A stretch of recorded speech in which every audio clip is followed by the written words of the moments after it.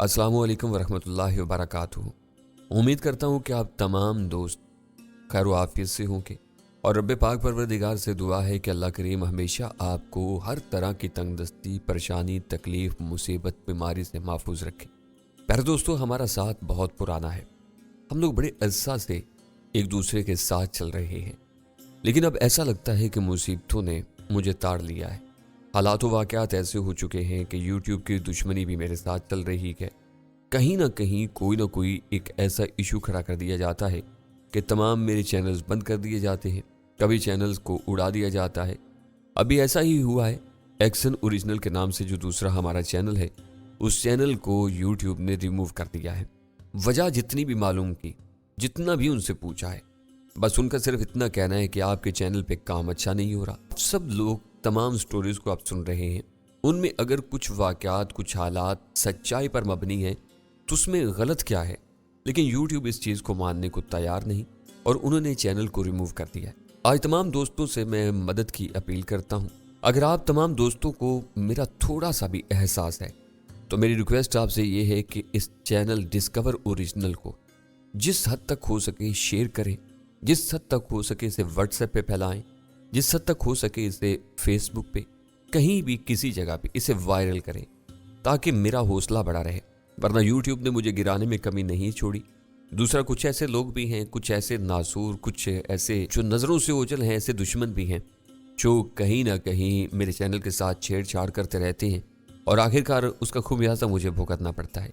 अब तमाम दोस्तों से रिक्वेस्ट है कि जितना हो सके इस डिस्कवर ओरिजिनल चैनल की वीडियोस को शेयर करें और इतना शेयर करें कि इसके फॉलोअर्स, इसके सब्सक्राइबर बढ़ जाएं और इसके व्यूज़ भी बढ़ जाएं, ताकि अब मैं हिम्मत ना हारूं। वरना यकीन माने कि जिस तरह जो कंडीशन आ चुकी है, इसमें इंतहा से ज़्यादा मैं डिसहार्ट हो चुका हूं। और मैं उम्मीद करता हूं कि आप मेरे बहुत ही पुराने और अच्छे दोस्त, मेरे भाई, मेरा साथ देंगे और मुझे इस मुसीबत की खड़ी में अकेला नहीं छोड़ेंगे। वसलाम। आज भी कर्नल बोगार्ड सरकारी मशीनरी का ताकतवर मोहरा है, जिसकी मद्दा सराई मत करो। मुझे उसके बारे में बताओ, वो मनहूस आदमी कहाँ पाया जाता है? मैंने सर्द लहजे में कहा, वरना मेरे पोती की मौत देखने के लिए तैयार हो जाओ। नहीं नहीं, जॉनी वाल्टर चिल्लाया। मैं सच कह रहा हूं, मुझे उसका पता नहीं मालूम, लेकिन शायद एक जरिया हो सकता है इस तक पहुंचने का। जोहान्सबर्ग में डाजन टार्जन के इलाके में उसकी महबूबा रहती है। उसका नाम रीटा शेकर है। मैंने ये लफ्ज दोहराया और जॉनी वाल्टर की तरफ देखा। अगर इसमें जरा भी झूठ हुआ तो तुम्हारा पोता जो मेरे साथ जाएगा, इसकी जिंदगी की जमानत नहीं दी जा सकती है। मैंने एक लफ्ज भी झूठ नहीं बोला और मेरा क्या होगा? जॉनी वाल्टर, तुम्हें वही सजा मिलेगी जो मेरे खानदान ने सही थी, हालांकि वो बेगुनाह थे और तुम्हारी नफरत की भीड़ चढ़े थे। मेरा मजहब मुझे इजाजत देता है कि दांत के बदले दांत, आंख के बदले आंख, आग के बदले आग, मगर साथ ही मुझे इंतकाम में हद से बढ़ने से रोकता है। वरना मैं तुम्हारे साथ माइकल को भी इस कैबिन में छोड़ जाता। मैंने कैरोसिन लैंप की बोतल में जमा मिट्टी का तेल कैबिन में छिड़कना शुरू कर दिया।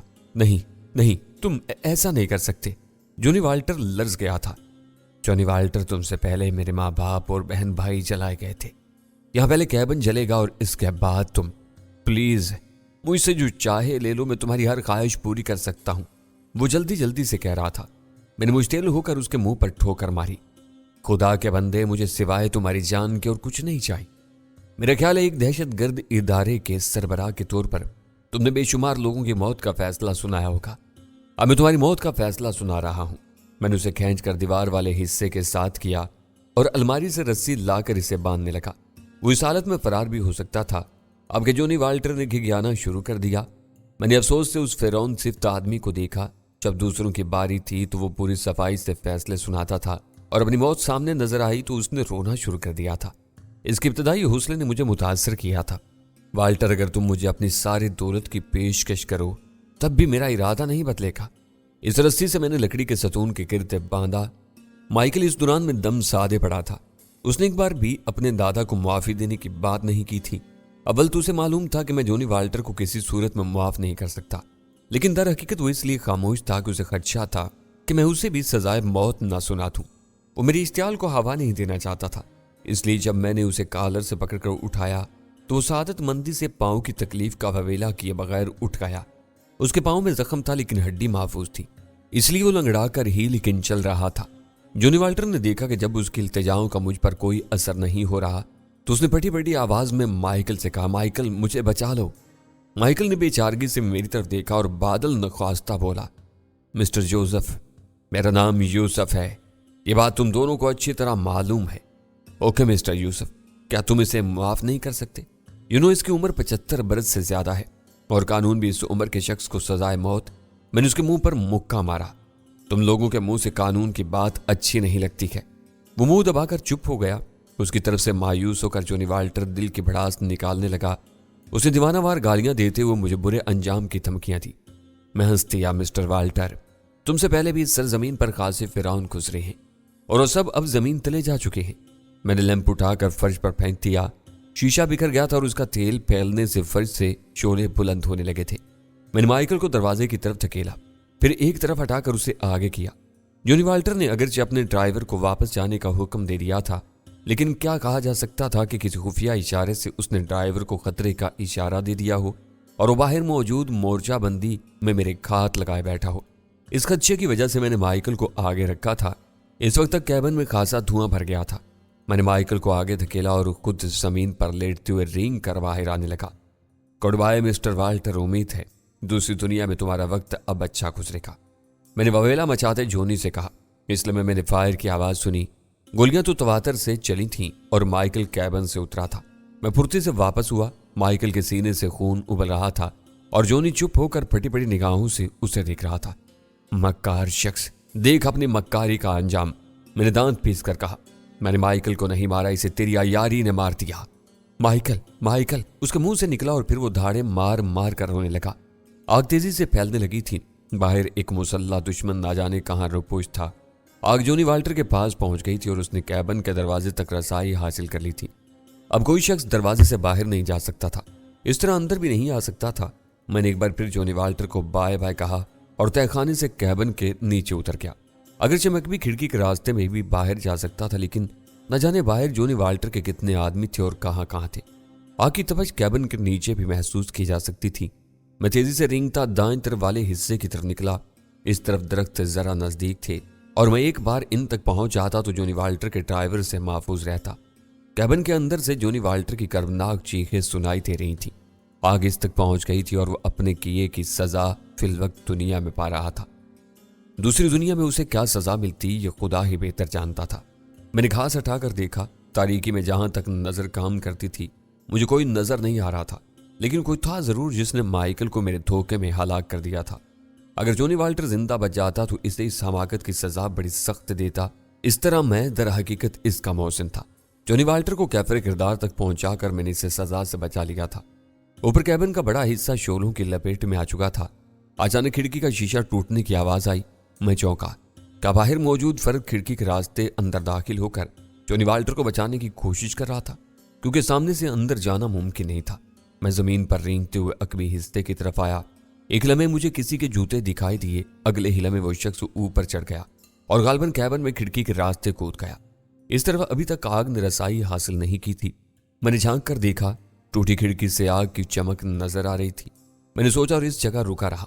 मुझे मालूम था कि अंदर जाने वाला ज्यादा देर अंदर नहीं रह सकेगा और जॉनी वाल्टर मर चुका था तो वह अकेला आएगा, वरना उसे लेकर ही आएगा। मेरा अंदाजा दुरुस्त निकला। जब मैंने पहले उसे नीचे कूदते देखा, उसने फिर जॉनी को उतार कर नीचे लेटाया। करीब से मैं इसका झुलसता वजूद देख सकता था। वो जिंदा था और इत्तेफाक से उसका चेहरा मेरी जानिब था। दाएं तरफ से वो इतनी बुरी तरह से झुलसा था कि चेहरे की चर्बी तक निकल आई थी। मुझे ये उसकी सख्त जानी से ज्यादा जिंदगी से चिमटे रहने की ख्वाहिश लगी। फिर वो इतनी बुरी हालत में भी जिंदा था। इसने मुझे देख लिया और उसकी आंखों से नफरत और अदावत का शोला लपका था। बास में अभी कार लाता हूं, तुम्हें अस्पताल ले चलता हूं, एडवर्ड नामी ड्राइवर ने उसे तसल्ली दी। जॉनी वाल्टर ने उसे मेरे बारे में बताने की कोशिश की, लेकिन इससे पहले ड्राइवर जा चुका था। मैं बाहर निकल आया। हेलो जॉनी वाल्टर, मेरा ख्याल है तुम्हारे नसीब में आसान मौत नहीं है, मैंने आहिस्ता से कहा। उसने मुंह से अजीब सी आवाज निकाली। फिर उसने मुंह खोला तो कैबिन से आती रोशनी में उसका अंदर से जला मुंह देखकर मेरे रूंगटे खड़े हो गए थे। न जाने कैसे उसका मुंह अंदर से जल गया था। मैंने अफसोस से सर हिलाया। नहीं, मैं अब तुम्हें मारूंगा नहीं। अलबत्ता तुम्हारे ड्राइवर ने मुझे गाड़ी देने से इनकार किया तो वो जरूर मारा जाएगा। इसलिए मैंने गाड़ी की आवाज सुनी और फुर्ती से कैबिन के नीचे घुस गया। ड्राइवर जॉनी की बजाय माइकल की जीप से आया था। उसकी आवाज ने मुझे बर वक्त होशियार कर दिया, वरना अंदर कैबिन में आग से लकड़ी चटकने का इतना शोर था कि जॉनी वाल्टर की कार शायद मेरे सर पर आ जाती तब भी मुझे उसकी आवाज ना आती। जीप से उतरकर ड्राइवर ने जीप का अकबी दरवाजा खोला और जॉनी वाल्टर को उठाने के लिए झुका था। इस मौका पर जॉनी वाल्टर ने वो हमाकत की जिसने शायद उसकी मौत पर मोहर सब्त कर दी थी। उसने हाथ उठाकर मेरी तरफ इशारा कर दिया। ड्राइवर ने कैबिन के नीचे झांका और मुझ पर नजर पड़ती फुर्ती से मशीन पिस्टल निकाल लिया। ये करीब से खासा खतरनाक हथियार था, क्योंकि ब्रस्ट में मारता था। मैंने किसी हिचकिचाहट के बगैर उसे शूट कर दिया। गोली उसके ऐन दिल को लगी और वह हल्की सी कराह से मर गया। उसकी लाश उलटकर जरा पीछे जा गिरी थी। मैंने फैसला किया था कि ड्राइवर से गाड़ी नहीं लूंगा और वाल्टर को अस्पताल ले जाने दूंगा। अगर उसकी किस्मत में होगा तो इस हालत में भी बच जाएगा, लेकिन उसने खुद ड्राइवर को भी मरवा दिया। मैंने उससे कहा, जॉनी वाल्टर, जिंदगी के मामले में चाहे तुम खुशकिस्मत हो, लेकिन मरते वक्त बहुत बदकिस्मत साबित हो रहे हो। तुम्हारा पोता तुम्हारे सामने मारा गया और अपने बचने की राह तुमने खुद खत्म की। मैंने ड्राइवर की तरफ इशारा किया। मुमकिन है अस्पताल में तिब्बी इमदाद मिलने के बावजूद तुम मर जाते, लेकिन वहां कम से कम सुकून से तो मरते। यहां तुम अजियत से मरोगे और पता नहीं कब मौत आएगी। जॉनी वाल्टर ने बिगड़े हुए चेहरे के साथ कुछ कहने की कोशिश की, मगर उसके अल्फाज साथ न दे सके। जॉनी वाल्टर, अब तुम अपनी बेकार बची खुची तवानाई साया ना करो। मैं फिर भी तुम्हारा शुक्रगुजार हूं कि तुम्हारी वजह से मुझे अपने खानदान का पता चला और उसके कातिल का भी। मैंने ड्राइवर की तलाशी ली। इसके पास से चाबी के साथ पर्स पे निकला था। पर्स में नोटों की खासी तादाद थी, जो मैंने अपनी जेब में मुंतकिल करके पर्स से अंदर आग में उछाल दिया। माइकल का छोटा पिस्तौल भी निशानात साफ करके कैबिन में फेंक दिया। अपने पास मैंने रिवाल्वर और ड्राइवर के पास से मिलने वाला मशीन पिस्टल रख लिया। ये छोटा सा था और इसके 2 अदद फाजल मैगजीन भी थे। चाबी जीप में थी। जीप स्टार्ट करके मैंने आखिरी बार जमीन पर बेबस पड़े जॉनी वाल्टर को देखा। इस मुल्क की सबसे दौलतमंद बिजनेस एम्पायर का सरबराह था जॉनी वाल्टर। वो इस वक्त तक जिंदा था। एक लम्हे को मेरे दिल में आया कि इसे एक गोली मारकर इस तकलीफ से खालिद से निजात दिला दूं, लेकिन फिर मैंने इसके खून से हाथ रंगना मुनासिब नहीं समझा। वो वैसे भी करीबुल मर्ग था। वापसी का रास्ता साफ था। जॉनी वाल्टर की लग्जरी किस्म की कार सचमुच कैबिन से खासे फासले पर खड़ी थी। घने दरख्तों से घिरे होने की वजह से निस्फ किलोमीटर बाद ही कैबिन के शोले नजर आना बंद हो गए थे। हाईवे से नजर आने का सवाल ही पैदा नहीं होता था। अगर वो खास तौर से इस तरफ जाता तो सुबह तक कैबिन की राख रह जाती। हाईवे पर मैंने शहर का रुख किया। मैं रफ्तार के मामले में मोहतात था, क्योंकि एक बार पुलिस मुझे रोक लेती तो मेरे पास उसे दिखाने के लिए कुछ न रहता। मुझे शहर का रास्ता दुरुस्त तौर पर मालूम नहीं था, इसलिए मैंने अंदाजे से एक सड़क पर जीप मोड़ दी। इस पर नाइट क्लब और होटल्स थे। मैंने खाना नहीं खाया था और मुझे खास भूख लग रही थी, लेकिन मेरा लिबास इस काबिल नहीं था कि मैं किसी रेस्टोरेंट में जा सकता। सारे कपड़े मिट्टी से अटे थे। इस हालत में रेस्टोरेंट में जाता तो पुलिस ही बुलाई जा सकती थी, वरना मेरा हुलिया सबको याद रहता और बाद में किसी मौका पर मैं फंस सकता था। मैंने एक जगह जीप रोककर स्वेटर उतार कर इससे अपनी ही पतलून साफ की, रुमाल से चेहरा साफ किया। बाजू जहां सांप ने काटा था अब मामूली सी चलन रह गई थी और उसके जहर के असरात भी नहीं महसूस हो रहे थे। बस मैंने मुमकिन हद तक खुलिया माकूल बना लिया और एक शॉपिंग सेंटर के सामने रुक गया। वहां से मैंने एक जैकेट ली, खाने के लिए बिस्किट के डिब्बे और डिब्बा बंद दूध के पैकेट लिए। इस तरह मैं किसी रेस्टोरेंट में जाने का खतरा मोल लिए बगैर अपना पेट भर सकता था। वापस आकर मैंने जीप एक निस्बतन वीरान नजर आने वाली सड़क के किनारे रोक दी। अपना पेट भरा और रकबी सीट पर लेट गया। इस तरफ एक जानिब पार्क था और दूसरी जानिब बंगलोज थे। सड़क के किनारे बहुत सी कारें खड़ी थी, इसलिए मुझे उम्मीद थी कि कोई खास तौर से जीप की तरफ तवज्जो नहीं देखा। मैं सुबह तक इस जीप में रहना चाहता था। रात के वक्त मेरा घूमना फिरना इतना ही खतरनाक हो सकता था जितना किसी होटल में जगह हासिल करने की कोशिश करना। मुझे यकीन था कि सुबह तक पुलिस के साथ ज्यूश काउंसिल के दहशतगर्द भी मुझे तलाश कर रहे होंगे। जेब में खतरा इसलिए भी कम था कि इसके शीशे तारीक थे। अगर कोई पुलिस कार इसका मुआयना करती तो इन्हें कम से कम मैं नजर नहीं आता। मुमकिन है वो जीप इर्द गिर्द के किसी फर्द के समझ कर पता करने की जहमत ही न करते, लेकिन सुबह तक ये जीप मेरे लिए खतरनाक हो जाती। इसकी रिपोर्ट हो जाती। सुबह मेरी आंख खुली तो रोशनी नमूदार हो रही थी। सारी रात एक महदूद जगह पर लेटे लेटे और सर्दी से मेरा जिस्म अकड़ गया था। मैंने उठकर हरकत की तो खासी मुश्किल हुई थी। रात दर्जा हरारत खासा गिर गया था। चाय सिफर के नजदीक था। मैं जीप का अंदरूनी हिस्सा साफ किया, जहां जहां मेरी उंगलियों के निशानात मुमकिन थे। रात जिस स्टोर से मैंने जैकेट ली थी उससे दस्ताने भी ले लिए थे। एडवर्ड के पर्स से खासी रकम निकली थी। अंदर के बाद मैंने जीप के बैरूनी हिस्से भी साफ किए। मशीन पिस्टल जैकेट में बासानी समा गया था और रिवाल्वर मैंने पतलून की जेब में रखा था। पार्क अबूर करके मैं दूसरी तरफ आके कमर्शियल स्ट्रीट पहुंचा। रेस्टोरेंट खुले थे और लोग नाश्ता कर रहे थे। मैं भी एक रेस्टोरेंट में चला गया। किसी ने खास तौर से मुझ पर तवज्जो नहीं थी। मेजपुर होने की वजह से मैं काउंटर पर जा बैठा और वेट्रेस को एक सैंडविचेज और कॉफी का कहा। सामने ऊंचे रैक पर टीवी चल रहा था। अचानक स्क्रीन पर जाना पहचाना मंजर नमूदार हुआ। यह कैबिन था जब सिर्फ राख का ढेर बन चुका था। मैंने इर्द गिर्द के मंजर से पहचाना। फिर मैंने देखा एम्बुलेंस में लाशें रखी जा रही थी। रिपोर्टर के मुताबिक जले हुए कैबिन के आसपास से 2 लाशें मिली थी। एक लाश जली हुई थी जो कि जोनी वाल्टर नामी एक बिजनेसमैन की साबित हुई। दूसरा उसका ड्राइवर एडवर्ड कॉन था। इसे दिल पर गोली मारकर हलाक किया गया था। रिपोर्टर ने कुएं में माइकल की लाश का कोई जिक्र नहीं किया था, चाहे दोनों अब तक मलबे तले रिपोज थे। वेटर्स ने सैंडविचेस और कॉफी लाकर मेरे सामने रखी और आहिस्ता से बोली, तुम्हें पहली बार इस कैफे में देखा है? कहीं और से आए हो? दूसरे शहर से। मैंने खाने का आगाज किया। ओह, किसी होटल में ठहरे हो? नहीं, रात ही कजन के यहाँ गुजारी थी। अब मुझे डाउनटाउन जाना है।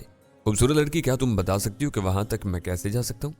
X15 बस में चले जाओ, वो तुम्हें सीधी डाउनटाउन में उतार देगी। न जाने इस शहर को क्या हो गया है। एक शख्स ने टीवी की खबर पर जरा बुलंद आवाज में तबसरा किया, हर रोज कत्ल व गारत होने लगी है। इस खबर के बारे में क्या ख्याल है? वेट्रेस ने जरा झुक कर मुझसे कहा। मैंने गौर से उसे देखा, लेकिन ना तो उसके तासरात और ना ही उसका लहजा गैर मामूली था। वो शायद बात करने के मूड में थी। मैं क्या कह सकता हूँ, वैसे वाकई इन दिनों जोहान्सबर्ग में कत्ल वगैरह ज्यादा होने लगे हैं। पिछले दिनों भी कोई लड़की और इसका साथी मारा गया था। हाँ, लेकिन इसका मकामी हालात से ताल्लुक नहीं है। कुछ गैर मुल्की दहशतगर्द कहीं से आए हैं, वही सब कुछ करते फिर रहे हैं। यह सबसे आसान हल है अपने अंदरूनी मसाइल का। मैंने काफी का घूंट लिया। अगर बाहर से कोई आया भी है तो उसे चेक करना हुकूमत की जिम्मेदारी है। दुरुस्त कहा। काफी और दूं? बिल्कुल, इस वक्त काफी की तलब शिद्दत से महसूस हो रही है। मैं नाश्ता कर चुका था। दूसरा कप पीकर मैंने बिल अदा किया और लड़की का शुक्रिया अदा करके बाहर निकल आया। मतलूबा बस मुझे उस सड़क के आखिर में मिल गई थी। मगरबी मायार के मुताबिक बेहतरीन और आरामदेह थी। अंदर हीटर ऑन होने से बाहर वाली सर्दी की रमक भी महसूस नहीं हो रही थी। मैं एक अलग थलग नशिस्त पर बैठ गया। डाउनटाउन जाने वाली यह बस तकरीबन खाली थी। जाहिर है इस वक्त रश काम की जगहों पर जाने वाली बसों में होता है। तकरीबन पौन घंटे बाद बस ने मुझे डाउनटाउन पर उतार दिया। मुझे सेवर नामी उस इमारत की तलाश थी जिसमें रीटा नामी औरत रहती थी, जो कर्नल बोगार्ड की मंजूर नजर थी। लेकिन इससे पहले मुझे एक काम करना था। मैंने फोन बॉक्स से कैनी मैन का नंबर मिलाया। मेरी आवाज सुनते ही वो तेज लहजे में बोला, कहाँ और मोरना कहाँ है? मैं अभी नहीं बता सकता हूँ कि कहाँ हूँ और मोरना को भूल जाओ। वो डबल एजेंट निकली। वैसे इसके बारे में बता दूं कि वो जोनी वाल्टर के घर में है। कैनी मैन चौंका था। कौन जोनी वाल्टर? वो जिसका कल मर्डर हुआ है? ये सब फोन पर करने वाली बातें नहीं है कैनी मैन। मैं मिलूंगा तो तमाम तफसील से बताऊंगा। अभी मैंने एक काम से फोन किया है। मुझे रहीम शाह नामी शख्स के बारे में मालूमात दरकार है। आज से कुछ 30 साल पहले जोहान्सबर्ग में गुल खान नामी शख्स अपने बीवी बच्चों के साथ अपने ही मकान में जलकर हलाक हो गया था। इसका एक नौमौलूद बेटा इन दिनों बीमारी की वजह से अस्पताल में दाखिल था। अस्पताल से रहीम शाह ने उसे अपनी तहवील में ले लिया था। मुमकिन है इसका नाम रहीम शाह हो। वो मुसलमान है। क्या मालूम करना चाहते हो उसके बारे में? यही को इन दिनों में कहाँ है। रहीम शाह नस्लन बरसगीर का रहने वाला है। मैं शाम तक मालूम करके बताऊंगा, लेकिन मैं एक बार फिर कह रहा हूं कि मेरे पास वापस आ जाओ। इस तरह फिरते रहना तुम्हारे लिए खतरनाक हो सकता है। ठीक है, मैं शाम को फोन करूंगा। मैंने उसकी बात सुनी अनसुनी करके फोन बंद कर दिया। किसी दुकानदार से पूछना दुरुस्त नहीं था। इसे मैं याद रह जाता, इसलिए मैंने राह चलते लोगों से इस बारे में पूछना शुरू कर दिया और बिलाकर 10 बजे मैं सेवर नामी इस इमारत के सामने खड़ा था। यह तकरीबन 12 मंजिला रहायशी इमारत थी। इसका निचला हिस्सा यानी लोअर ग्राउंड फ्लोर और अपर ग्राउंड फ्लोर पार्किंग और सर्विस के लिए मखसूस था। इमारत खासी लग्जरी किस्म की थी। इसके तर्ज तामीर और इर्द गिर्द के माहौल से लग रहा था कि यहाँ पर पोश तबके के लोग रहाइश पजीर थे। मैंने नीचे ग्रास एरिया में बक्स देखे। रीटा के नाम के आगे 12C लिखा था, यानी वो 12वें फ्लोर के C अपार्टमेंट में थी। इत्तेफाक से इस जगह कोई नहीं था, इसलिए किसी ने मुझे देखा भी नहीं। मैंने कुछ देर सोचा और फिर आगे की तरफ बढ़ गया। इस तरफ से मुझे उम्मीद थी कि किसी का सामना नहीं करना पड़ेगा, और सचमुच किसी का सामना किए बगैर मैं 12वें फ्लोर तक जा पहुंचा। ऊपर हर फ्लोर पर 4 अपार्टमेंट थे।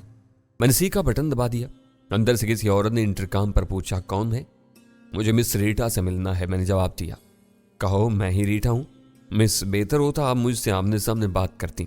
मैं कर्नल बोगार्ड के बारे में बात करने आया हूं। अगर आप नहीं मिलना चाहती हैं तो मैं वापस चला जाता हूं, लेकिन इस सूरत में आप भी मेरी तरह नुकसान में रहेगी। कैसा नुकसान? उसने तजस्सुस से पूछा। कर्नल बोगार्ड मेरी महबूबा को हत्याने की फिक्र में है। वो इसे सुहाने ख्वाब दिखा रहा है। मैंने किसी तल्ख आशिक की तरह कहा। मैंने रिस्क लिया था। हर औरत की तरह रीटा की भी ये कमजोरी थी कि उसे चाहने वाला बस उसका रहे। वो किसी सूरत इसे किसी और का होते नहीं देख सकती थी। चंद लम्हे में तजब्जुब में रहा कि अगर वो दरवाजा नहीं खोलती तो मैं क्या करूं। जब मैं उसकी तरफ से मायूस होने वाला था तो उसने दरवाजा खोलकर बाहर झांका। मिस्टर, उसका लहजा सवालिया था। रास्टर, मैंने जहन में आने वाला पहला नाम उसे बता दिया। ये मेरे दुश्मन का नाम था। मिस्टर रास्टर, मुझसे मिलने पर क्यों मुसर हो? उसने अब भी लहजे में सख्ती बरकरार रखी थी। मैंने महसूस किया कि वो शायद दरवाजे तक आने के बाद मुझे अंदर आने की इजाजत न थे। मैंने फौरी फैसला किया और खुले दरवाजे में अपना जूता अड़ाते हुए मशीन पिस्टल निकालकर उसके चेहरे के सामने कर दिया। हरकत मत करना वरना यह दरवाजा तुम्हें गोली से नहीं बचा सकता। जंजीर हटा दो।